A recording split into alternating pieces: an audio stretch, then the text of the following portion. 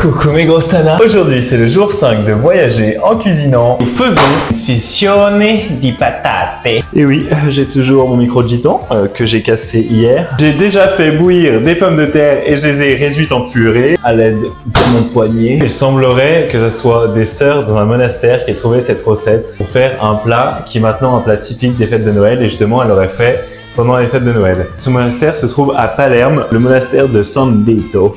J'ai pas l'accent italien, désolé. Faut vraiment pas le comparer à la pizza, c'est vraiment un plat différent et la mie ressemble plus à de la focaccia. Je vais mettre de la farine, pas celle que tu te fous dans le nez. J'ajoute de la pomme de terre.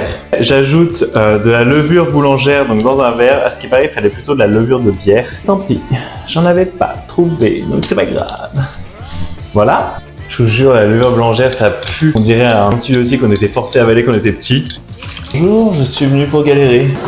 Bon, on se retrouve une heure après et ça a un petit peu gonflé. Venir l'aplatir. Bien sûr, n'hésite pas à l'étaler avec ton paf. La salsa de la mama. Que je prends une cuillère et je l'étale un petit peu. J'ai pris comme viande la bresaola qui est une des meilleures et mozzarella pour le fromage. Bon, les grosses tempes, je suis à peine débordé. Hop, je pense que c'est une des recettes de la semaine que j'ai réussi le plus. Je vais couper par-dessus des tranches de mozzarella phallique.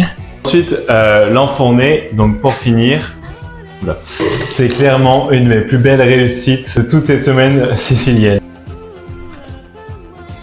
La pâte c'est une tuerie. Tu n'as plus qu'à le refaire chez toi. J'espère que tu as apprécié cette vidéo. Je te laisse t'abonner.